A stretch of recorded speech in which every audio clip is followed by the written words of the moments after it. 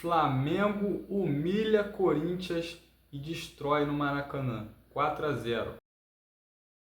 Fala pessoal, é isso mesmo que vocês viram aí no começo do vídeo. Tivemos aí o confronto entre Flamengo e Corinthians, onde o Flamengo trucidou, o Flamengo amassou o Corinthians, principalmente no primeiro tempo, onde o Flamengo foi extremamente superior. O Flamengo foi muito superior no jogo completo, porém no primeiro tempo o Flamengo foi muito superior ao Corinthians. Eu, na minha humilde opinião, achei que o jogo seria um pouco mais equilibrado, eu achei que o Corinthians ia dar algum trabalho ali para o Flamengo, iria que jogar mais, impor um pouco de dificuldade, porém não foi isso que aconteceu. O Flamengo trucidou o Corinthians dentro do Maracanã por simplesmente 4-0 com Pedro ficando a marcar, Pedro voltando à ativa depois de tanto tempo parado por lesão, né? Já é o segundo jogo, ele volta a marcar de novo, faz 2 gols. Enfim, o Flamengo trucidou o Corinthians dentro do Maracanã. E já mais um jogo, né, para poder colocar aí na conta de jogos históricos, onde o Flamengo está amplamente superior, o Flamengo está amplamente levando vantagem. O Flamengo nos últimos confrontos com o Corinthians tem levado muita vantagem, né? O Corinthians realmente está sendo freguês do Flamengo. Olha só essas estatísticas.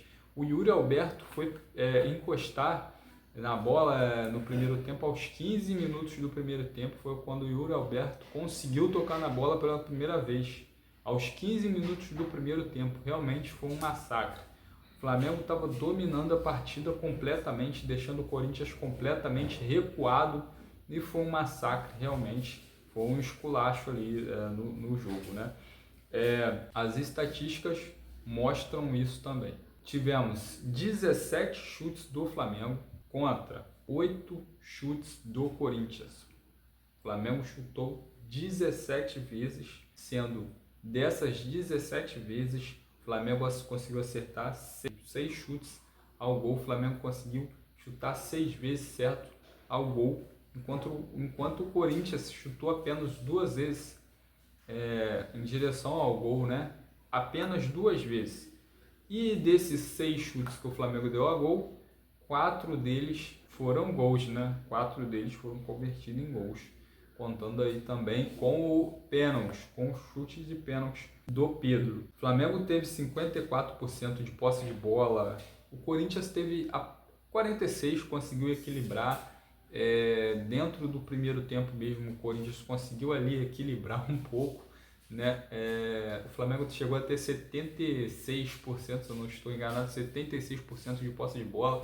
O Corinthians, quando começou a jogar, quando começou a sair um pouco para a partida, equilibrou um pouco, 8 o Flamengo, mas não caiu muito disso não, não diminuiu mais do que isso não. Na verdade, diminuiu um pouco ao longo do jogo todo. O Flamengo ficou com 54% de posse de bola. O Flamengo trocou 516 passes. Na verdade, e olha só a precisão de passe do Flamengo também foi muito assertiva, com 91% contra 89% do Corinthians, também dentro das possibilidades. O Corinthians não trocou tantos passes ruins assim, né? Tivemos 14 faltas do Flamengo contra 12 do Corinthians, 2 cartões amarelos para o Flamengo, 1 para o Corinthians, 10 escanteios para o Flamengo. Incríveis 10 escanteios.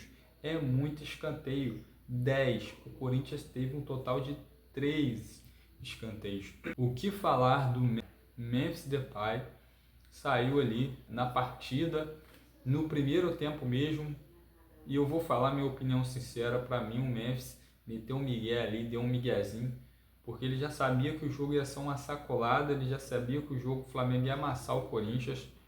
Ele já sabia que o Corinthians ia ser amassado, então ele deu um migué ali e quis sair da partida, né? Para mim, a verdade foi essa. Arrascaeta, um maestro.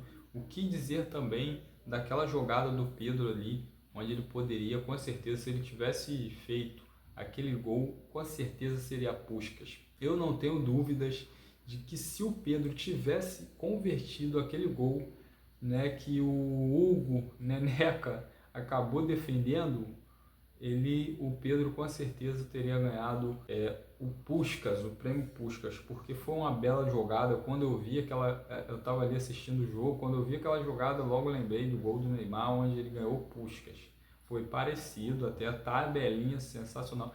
Tabelinha, depois o Pedro pega ali, né? E faz uma jogada individual depois. Ele faz a jogadinha individual ali, dribla um, dribla dois, e depois dribla de chuta. E aí o Neneca, né? Eu acho que foi com o pé direito, ele consegue jogar a bola por alto, né? Foi sensacional essa jogada do Pedro.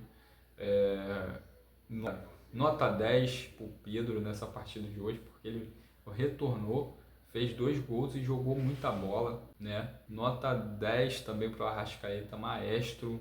Também tem que falar, falam muito do Arrascaeta, do Pedro, só que tem que falar do Nicolas de la Cruz também e do Eric Pulgar, que Pulgar tá jogando muita bola. Pulgar no desarme ali, ele é sensacional também na criação do jogo, para distribuir o jogo ali, ele também faz isso com maestria, porque ele logo ele defende, né? Ele desarma, faz o desarme, já logo inicia uma jogada nova sem demora. Eric Pulgar completamente sensacional na partida também. Além de Nicolas de la Cruz, né? Excelente partida do Flamengo, gostei muito. Temos que falar aqui da tabela na classificação, né? O Flamengo tá, enquanto eu tô gravando esse vídeo, o Flamengo ainda tá em primeiro lugar. O Palmeiras está jogando nesse exato momento que eu tô gravando esse vídeo, tá 0-0. Então o Palmeiras está jogando com o Bahia e até agora não fez nenhum gol. Tá aí, tá na segunda colocação, porque o Flamengo ganha se eu não me engano, é no saldo de gols, né? Saldo de gols o Flamengo ganha, tá na primeira colocação. Então foi um esculacho do Mengão. Para vocês terem uma noção, nos últimos 10 confrontos entre o Flamengo e Corinthians, nos últimos 10 jogos até teve um equilíbrio aí no Brasileirão. Vou falar para vocês quais jogos tivemos aqui. Vou falar para vocês agora. Nos últimos 10 jogos até que houve um equilíbrio aí entre Brasileirão e Copa do Brasil, né? Na Libertadores de 2022, o Flamengo venceu o Corinthians por 1-0. Na Copa do Brasil de 2022 também, no primeiro jogo, foi na Neoquímica Arena, foi um confronto, foi um empate, 0-0. Mas o Corinthians, para vocês terem noção, não conseguiu vencer esses 2 jogos que eu falei. No outro jogo também da Copa do Brasil de 2022, o jogo de volta, o Corinthians não conseguiu vencer o Flamengo no tempo normal também. Foi 1-1, foi um empate em 1-1, né? O Flamengo acabou passando. Também tivemos em 2022, já no Brasileirão. Aí sim o Corinthians conseguiu vencer o Flamengo dentro do Maracanã, né?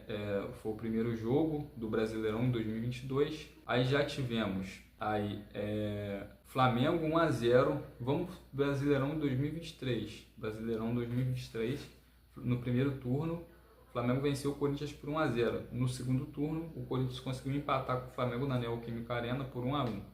Já no Brasileirão de 2024, no primeiro turno, o Flamengo jogou dentro do Maracanã, ganhou do Corinthians por 2-0. Já no segundo turno, o Corinthians conseguiu ganhar do Flamengo por 2-1, né, no segundo turno. Já na Copa do Brasil de 2024, o Flamengo venceu o primeiro jogo por 1-0 e empatou o segundo jogo na Neoquímica Arena em 0-0. Ou seja, é um retrospecto mais favorável ao Flamengo do que para o Corinthians, até porque o Corinthians tem poucas vitórias aí, tem mais empate, mais vitória do Flamengo do que mais vitória do Flamengo e mais empate do que vitória do Corinthians em cima do Flamengo.